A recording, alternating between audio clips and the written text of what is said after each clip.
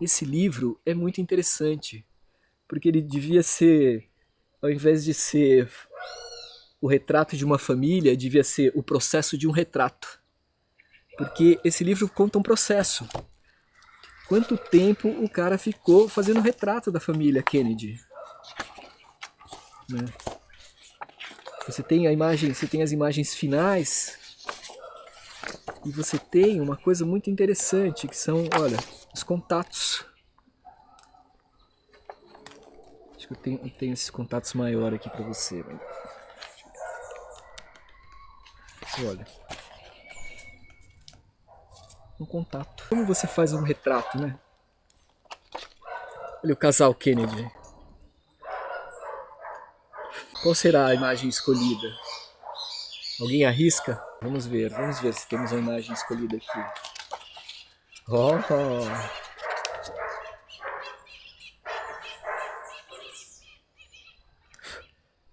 Talvez não seja a imagem escolhida essa, talvez seja escolhida só para a edição do livro. Desde a época dos egípcios, algumas práticas que se fazem hoje nos retratos já eram feitas. Então, as estátuas dos reis, elas tinham uma expressão geral, bonita, embelezada, tal. O cara não tinha ruga, né? O cara não tinha olheiro, o cara não tinha nada. O cara era uma representação da beleza, né? Se a gente for pegar assim hoje as capas de revistas, as fotos de modelos, mesmo as antigas fotos da Playboy, as pessoas não são as pessoas, né? Elas são a representação de algo que seria uma beleza, né? E o retrato, a gênese do retrato, ou a alma do retrato, é tudo isso, né? É a beleza, é a realidade, é um instante, é você estar captando a alma do cidadão ou alguma coisa a mais, é você não estar captando nada, é só aquele momento mesmo, é só instantâneo. E aí, ao longo dessa história e desse percurso, eu fui entendendo algumas outras coisas.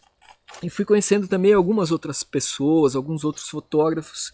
E eu conheci um cara, que é esse cara aqui, que é um holandês, que fez muitas capas de discos, U2, enfim, bandas e artistas dos anos 80. E que aqui ele usa umas técnicas muito interessantes, né? Ele faz um processo aqui que na época que era o lit print, né? Eu confesso que eu tentei muito fazer isso aqui, mas eu não consegui. Eu tenho uns amigos cientistas malucos de laboratório e a gente ficou tentando fazer coisas desse tipo e não conseguimos. Hoje em dia você faz isso no Photoshop, qualquer criança... Aliás, deve ter até um preset do Instagram que faz esse tipo de coisa, né? Mas isso é muito interessante. Frank Zappa.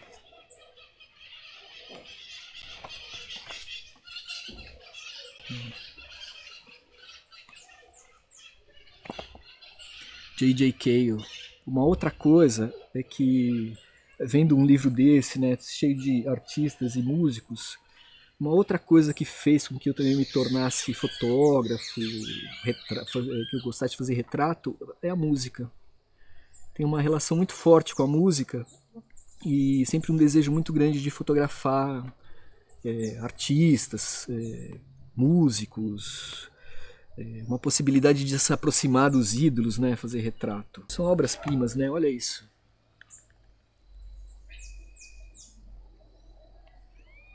Acabo de me lembrar uma coisa, um outro cara também que me perturbou muito quando eu decidi ir para o fotojornalismo, ali quando eu comecei, que eu estava fazendo fotojornalismo, foi um fotógrafo chamado William Klein.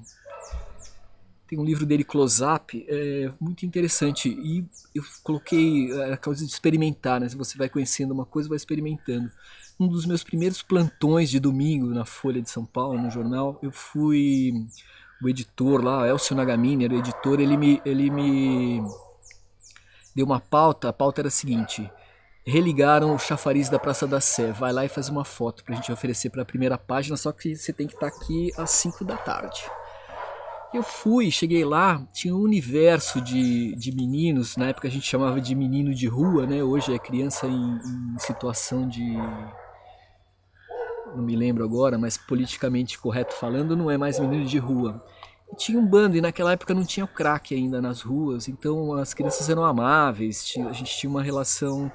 E eu fiquei a tarde inteira fotografando essas crianças lá, pensando no William Klein, com uma lente 20mm, e fiz um ensaio, gastei 6 rolos de filme, voltei pro jornal 6h30, na época não tinha celular, tinha bip, mas eu tava sem bip, cheguei no jornal 6h30, o editor virou pra mim e falou assim, 6h30? Pra que você vai usar essa foto pra quê agora? Pra levar pra casa? Eu fiquei super envergonhado, porque você quer cumprir a coisa direitinho. Mas revelei meus filmes, peguei os contatos e falei assim, nossa, que legal, olha esse trabalho que eu fiz. Ainda bem que eu não voltei às 5 da tarde pra fechar o jornal. Foi a melhor coisa que eu fiz na minha vida, naquele momento. Essa foto é inspirada no William Klein. Na Sé, naquele domingo, em 1989, 88, não me lembro exatamente o ano. Mas é uma inspiração pura no William Klein. Eu conheci um cara, David Reise, ele era professor de fotografia de alta velocidade na Universidade de Rochester.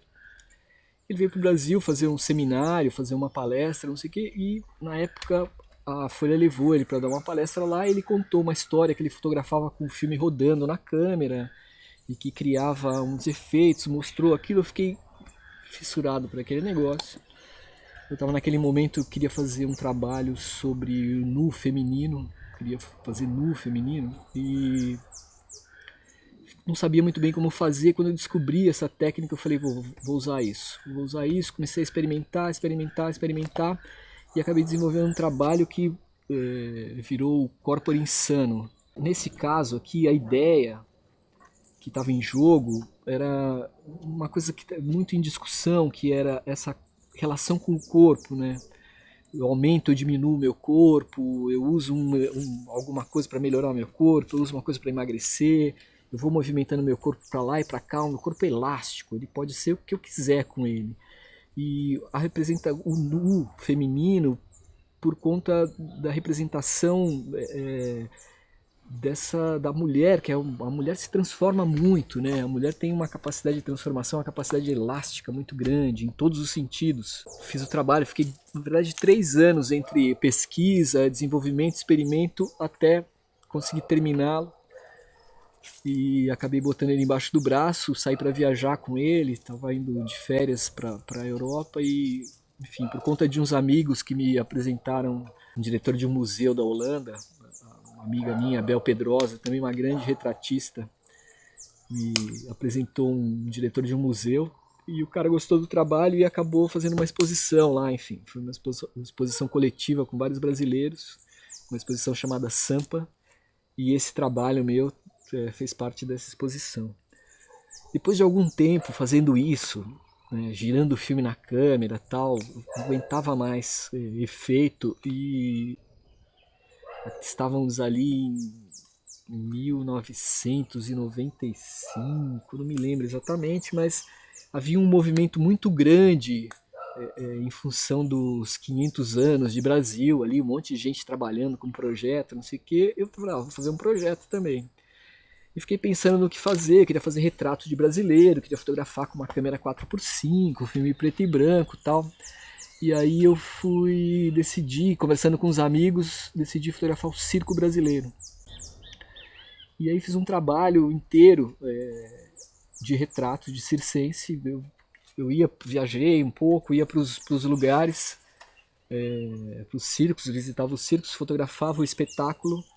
Depois escolhia 1 ou 2 artistas para fazer um retrato e combinava no dia seguinte para fazer o retrato com eles. E aí nasce aí um trabalho, o circense, que é um trabalho de retratos em preto e branco com artistas de circo.